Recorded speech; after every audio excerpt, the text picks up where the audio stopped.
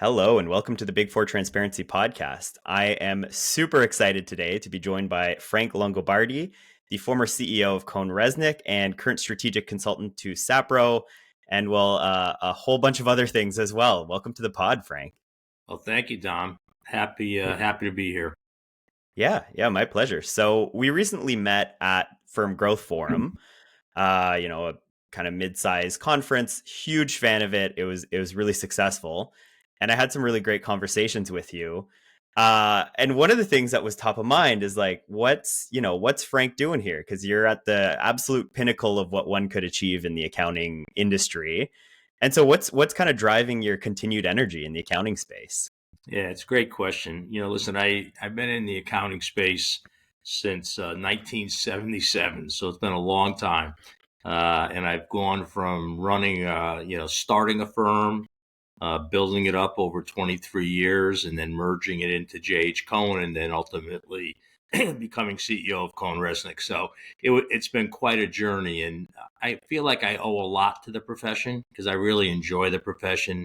It's taught me so much. I've met so many great people. I've had so many great life experiences because of it.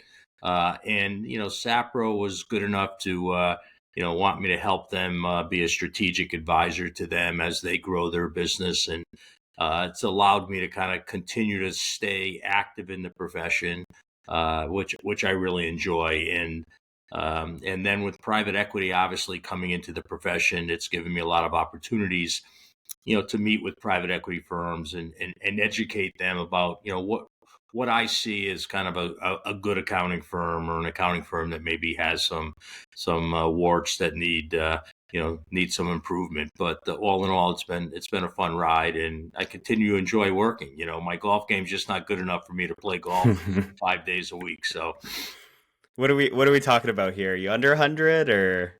I'm under 100, but I used to be a lot That's better. good. But I'm right around 90 these days, so it's not quite where I want to be. That's what I'm gunning for. So that's a-okay. Okay, well, awesome. So yeah, opinions are very mixed on private equity in the accounting profession. So maybe we start there. I think, is the ideal state that private equity kind of is owning all these firms? I'm not sure. Like, I think it makes a lot of sense given the fact that a lot of firms who are owned by partners entirely do tend to underinvest in the future. And so I think it's, is it the ideal state? Maybe not, in my opinion, but I think it's much better than the alternative, which is continued underinvestment in the future. And if private equity is going to be involved, I'm happy that they're talking to guys like you who've had, very long, illustrious careers as a CPA in the profession. And you can really represent that kind of that kind of perspective for them and make sure that they're doing it well and that they're going to be the positive contributing private equity firms. So, what's your opinion on private equity in the industry overall? Yeah, let me give a little history of accounting firms, and I think this is why I like private equity. Accounting Yeah, firms historically, the way they've been managed, whether they're small or large, is basically you bill your clients, you pay your expenses, and whatever's left gets distributed to the partners because that's the model that we've kind of grown up in. And there's never been really kind of a retention of capital mentality. When you yeah, bought firms, if you merged firms in, everything was based on future retirement value. So you didn't have to write a check. You didn't have to do any of that. So basically, you didn't need to have a lot of capital to buy firms.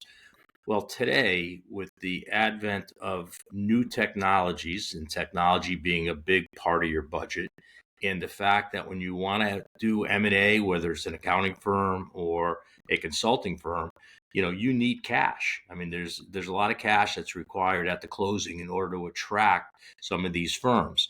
So I believe accounting firms now are more capital intensive than they've ever been. And firms just aren't really, I don't think they're prepared for that amount of capital. So unless a firm is willing to go out and borrow money, and take on debt, which accounting firms have always been very adverse to, I think yeah, private equity is a perfect alternative in terms of coming in, providing access to resources, but more importantly, providing access to capital so that they can continue to grow. Accounting firms, I believe there's so much potential in them that is going to be unleashed with a private equity investment. And I know it's not for everybody, so I'm not trying to be here for PE advocate, but I do like the model, and I think the model makes a lot of sense. Um, so I would I'm a proponent of it. Yeah. Okay. So you're saying you are a very, positive proponent of private equity in the accounting firm.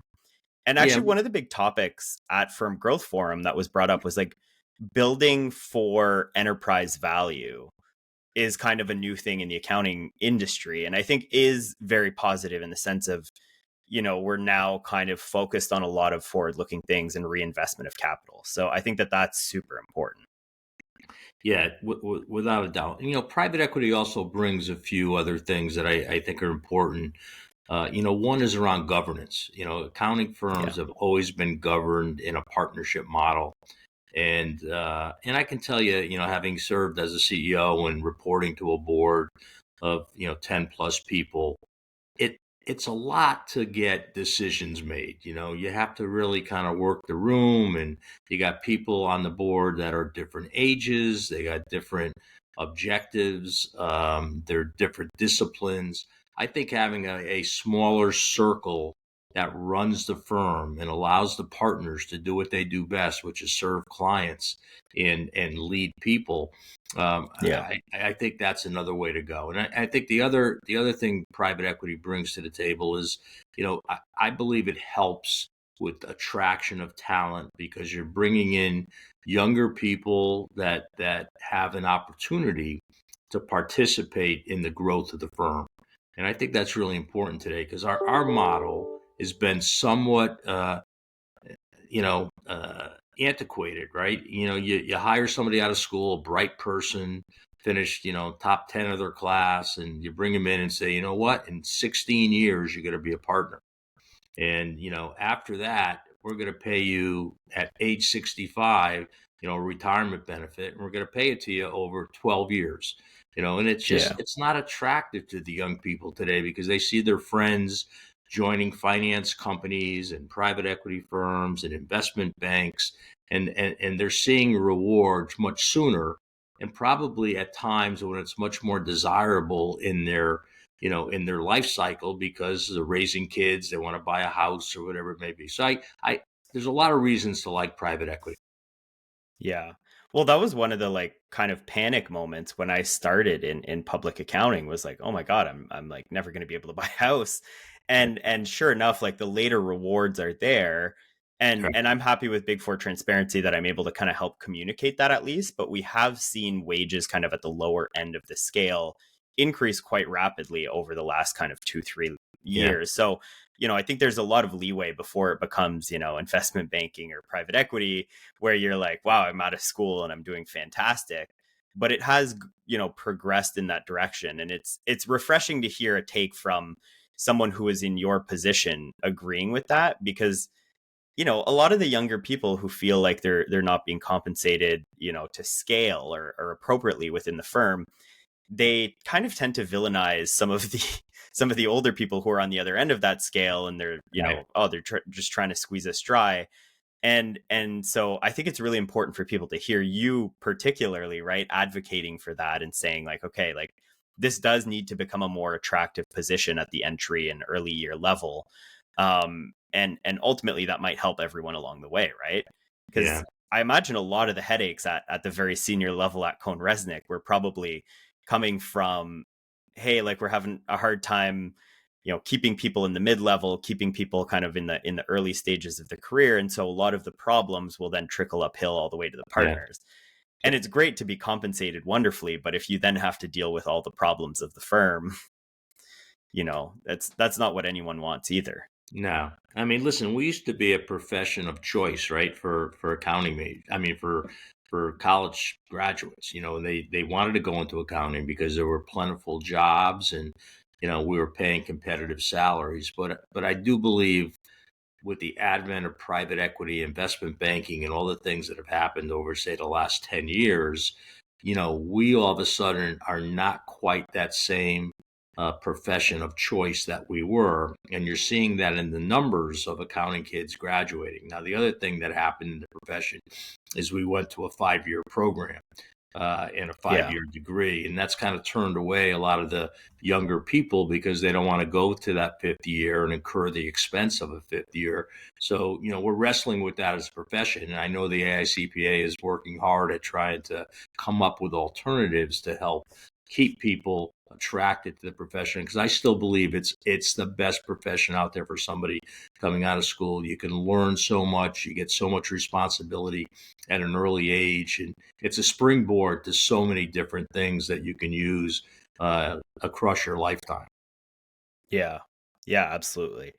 And so for yourself, like you didn't, for a lot of people, the pinnacle of the career is becoming partner, and that's kind of the goal.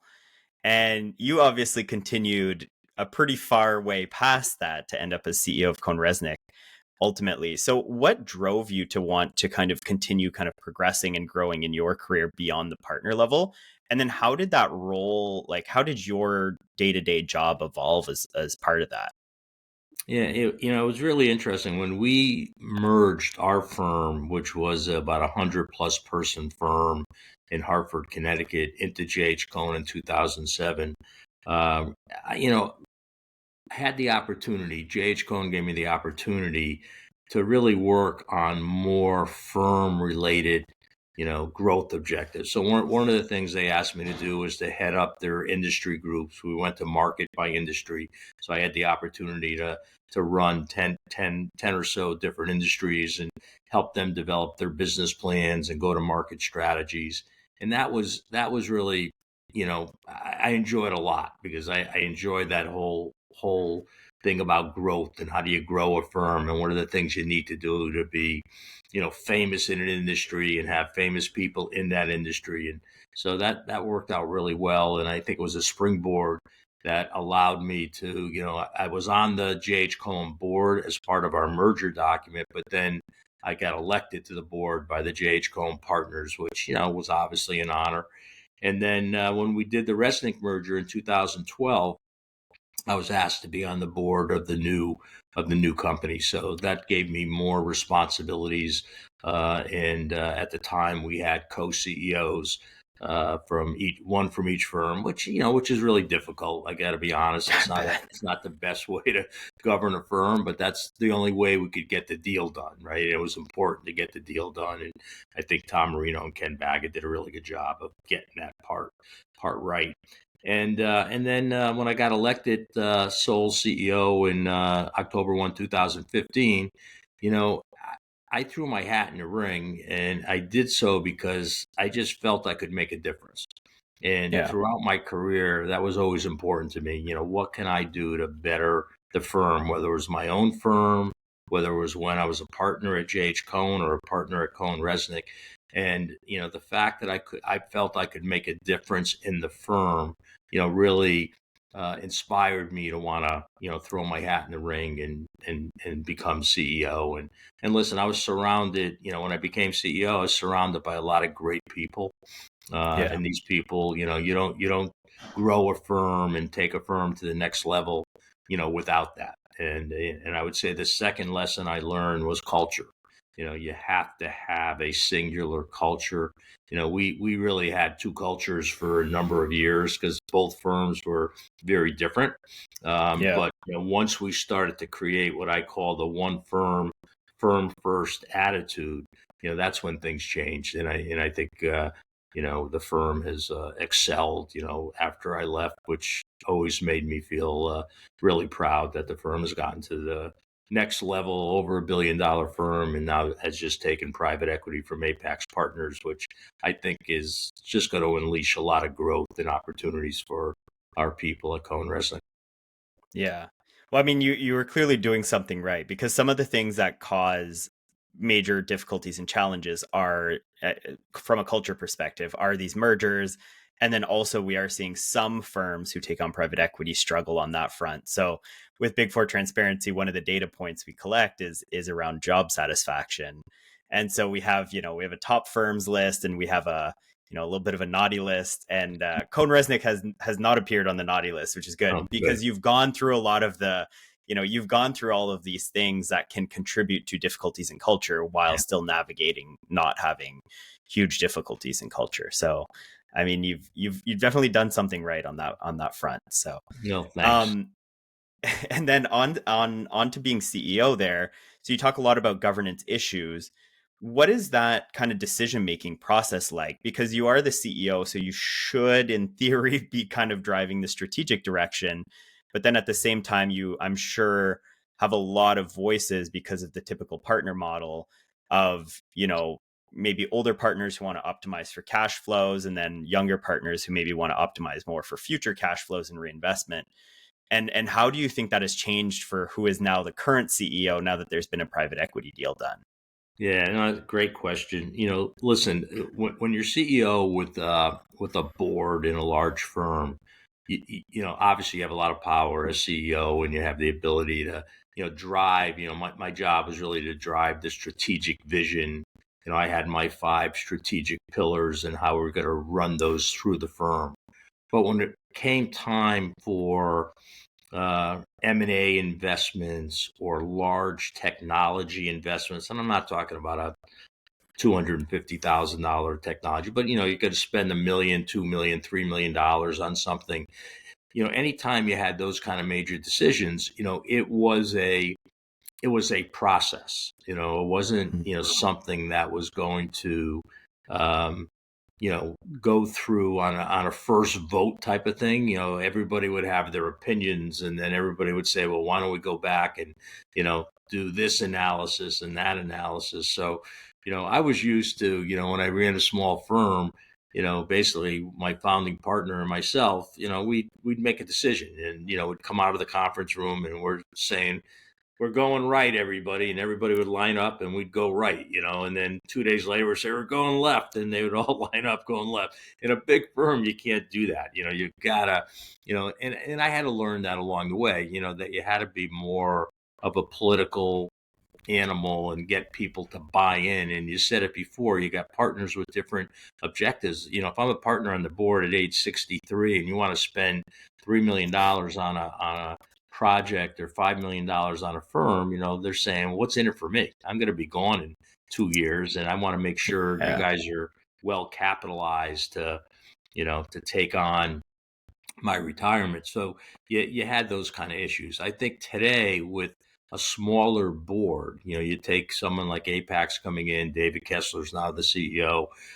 David's a good man, and so he's got probably a couple of people, a couple of partners from CR, and they probably have a couple of people from Apex, and I don't know exactly, but it's a smaller board. They've got clear objectives of what they want to do in M&A. They're going to come up with a clear technology plan, and the capital is going to be there to do that. And the partners have a vested interest now, because listen, if they can do a second bite of the apple in 3 to 5 years, there's going to be a lot of money made for a lot of partners. So I think there's a Yeah. lot of really good alignment that you start to see, when you get into a kind of a private equity arrangement.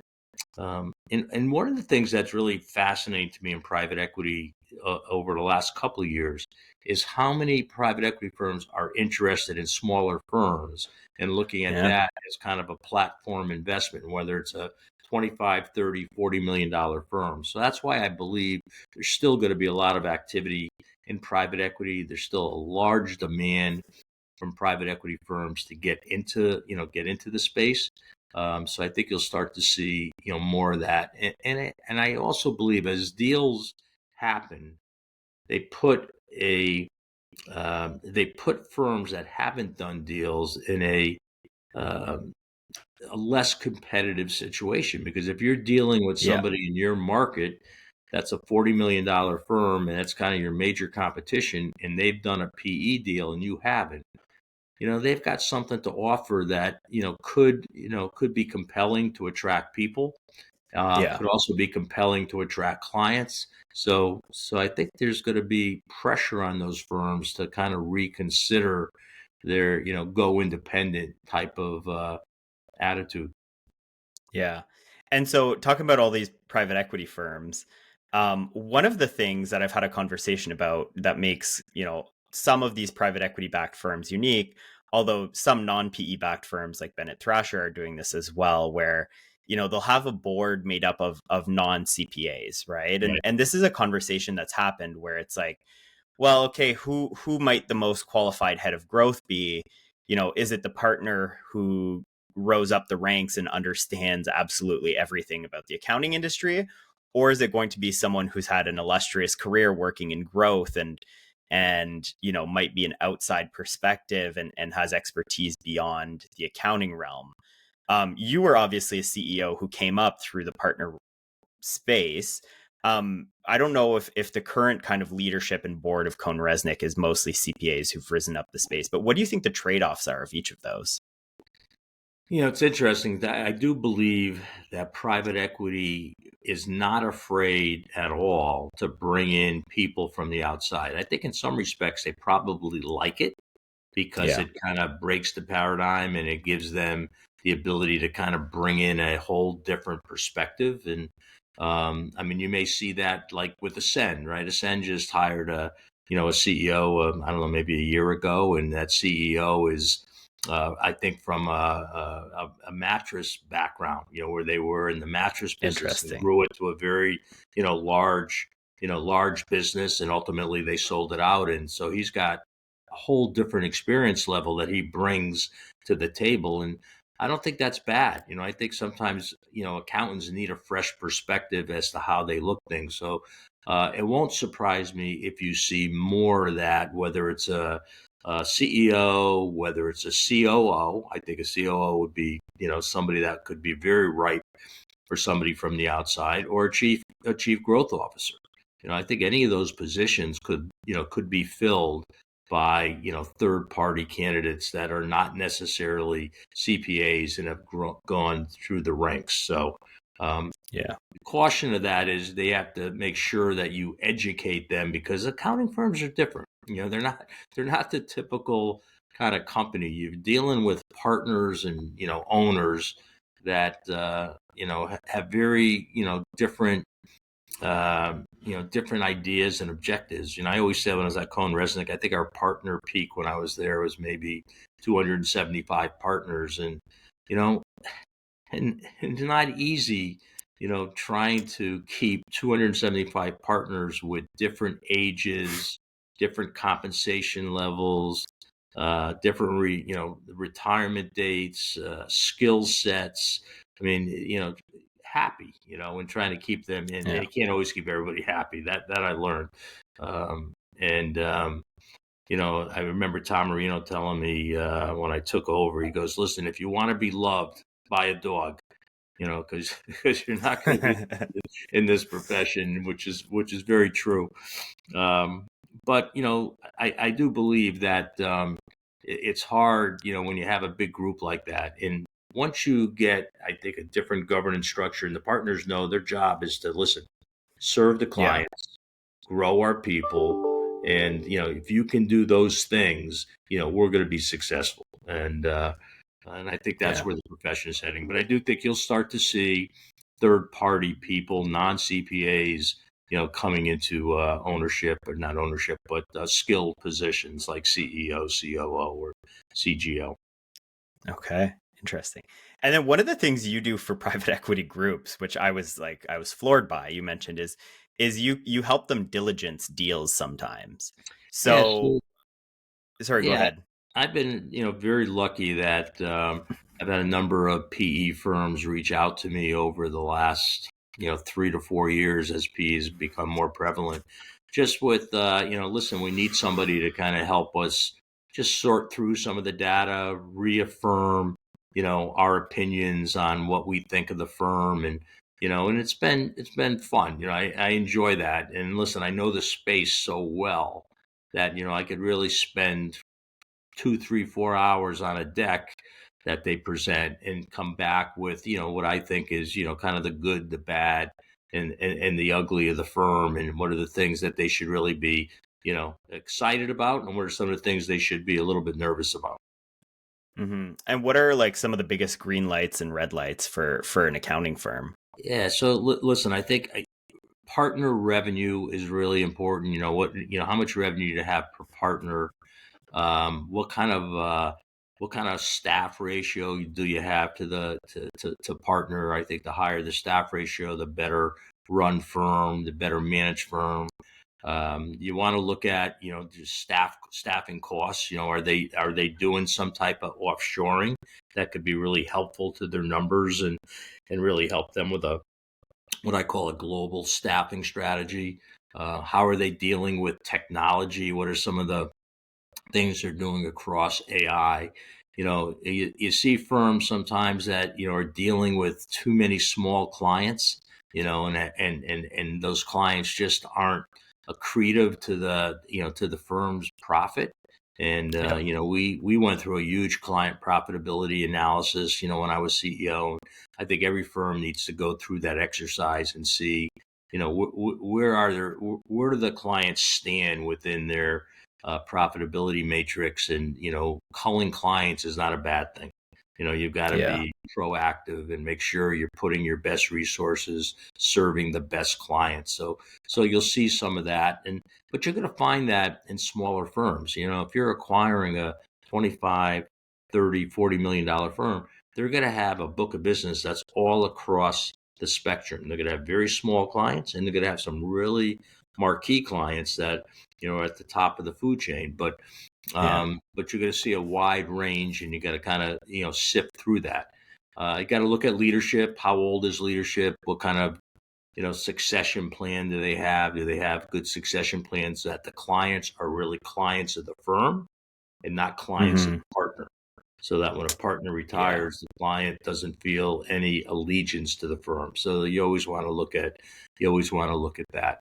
Um, you like to see their go to market strategy. I'm a big believer that you go to market by industry group, so that Yeah. if you have strong industry presence, it's going to give you the market permission to grow in that industry. And you need famous people in that industry that really know the industry inside out. One of the things we did at Cohn Resnick is we basically assigned every partner to an industry. Now they could spend 100% of their time in the Yeah. industry, or maybe they spent 60, but then they had to have a backup industry to spend the remaining time. And that made a huge difference in our capabilities and how we service our industry clients. And so I think firms that have strong industry groups and go to market with an industry playbook, those firms, I feel are a step ahead of some of the other firms. Okay. That's really interesting. And this kind of brings me to my last question. I don't want to keep you too long. The like you seem like you're incredibly plugged into what's going on in the industry. Was that the case when you were kind of coming up the ranks at Cohn Resnick? Because I feel like a lot of partners, particularly at large firms, like once you get into the 100 million plus revenue range, they end up very siloed. Like you only know what's going on in your own firm. You only do the CPE provided by your firm. You go to your firm's conference and things like that. But you seem like you have a very like an excellent grasp of the overall industry and what's going on. Was that the case when you were a partner? And if so, do you think that that made a huge difference to helping you kind of rise up into more leadership? Yeah, that's a great question. When I had my own firm, I would tell you the answer was probably no. Okay. And I say that because when you have your own firm, you are wearing so many hats. I mean, Yeah. you're trying to grow the business. You're out 3, 4 nights a week at events. You're trying to service the client. You're working 15, 1,600 charge hours. You're trying to keep the staff happy and trying to, provide opportunities to the staff. So you have all these competing interests, and sometimes what gets lost in that is you don't take that step back and understand what's happening around you. And I would say when I became part of J.H. Cohen, that changed. And I needed to be more, more absorbing of what was happening around me. I'm running 10 industry groups, so I needed to know what the industries were doing. what was happening in those markets, what were other firms doing. So that really kind of opened my eyes and allowed me, I think, to really move up my thinking as to how, you should manage and run a firm.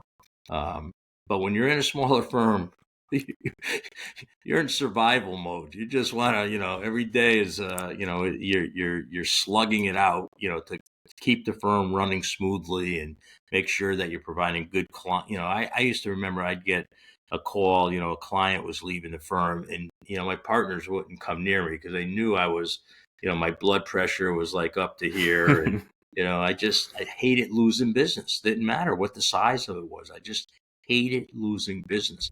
And Yeah. it always bothered me. But, as you get into a bigger firm, you realize that, you know, you can't service every client. There's certain Yeah. clients you just have to let go, and you have to spend your time really, really. No one client's going to kill you, so you have to really be focused on taking care of the great clients. And I think that was a major mental shift for me as I progressed in the ranks. Yeah. Well, and it's to me, it seems really important that people in those kind of senior leadership positions at the big firms kind of take note of that, because the leverage on one thing you might apply when you're in 1,000-person firm, right? You pick up on one best practice from a conference you go to, or someone else from another firm that you're hanging out with, and you apply that to your firm, that might be several $1 million worth of value that you've unlocked. Whereas I do understand, well, yeah, when you're a smaller practice and you're in survival mode and you're Yeah, just trying to get through the day, it's obviously not a reasonable ask. But to me, it does seem very important that some more senior leaders end up at those places. And, we saw a lot of senior leadership from certain firms at Firm Growth Forum, but you're still not seeing like a swath of partners from right.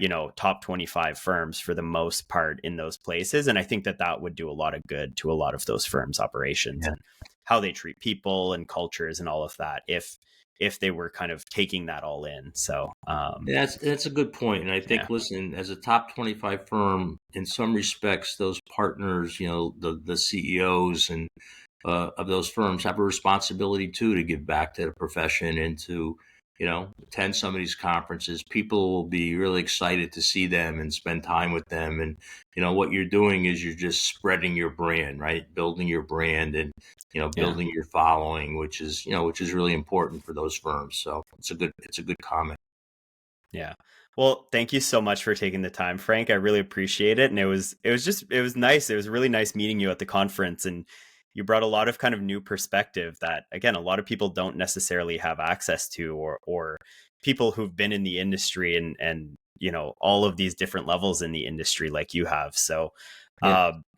thanks a lot from myself, but I'm sure also to many, many participants in the industry for Yeah. all that you Yeah. do and for staying involved.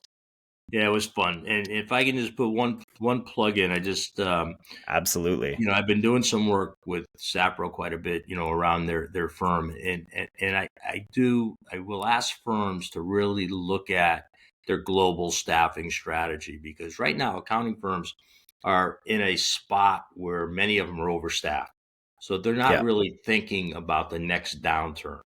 And I could Yeah. tell you, I've been in this profession for 40 years, the next downturn will come where people are leaving the profession again, and your turnover is going from your 8 to 10% today back up to 15 to 16 or 17%. And by having a global staffing strategy, I think it makes a lot of sense. And when I see the firms that I look at from a diligence perspective for the PE firms, many of them have already, set up their own global centers. They might have 50, 100, 200 people at those centers, and it's going to make you more attractive to a private equity firm. So I think there's a lot of opportunity there to kind of build that, and it's not as difficult as you might think. It takes time, but there are really best practices that you can use to kind of develop your offshore strategy. So Well, and again, I'm happy they're working with you and they're getting the kind of real perspective so they can be absolutely connected to the industry. So I'll make sure I link Sapro, and I will also make sure that I link kind of how to get in touch with you, because again, it's astounding how much you are still involved in the industry, and I'm sure the impact that you're having on a lot of the places that you're working with. So, if anyone's listening and they're trying to get unstuck and they need a little bit more industry Yeah. perspective, you'd be a great person to speak with for Uh, sure. So, well, thanks, um, Tom. I really enjoyed meeting you as well, and I enjoyed today's session. And let's keep in touch. absolutely. Thanks, Frank. Bye. All right. Take care.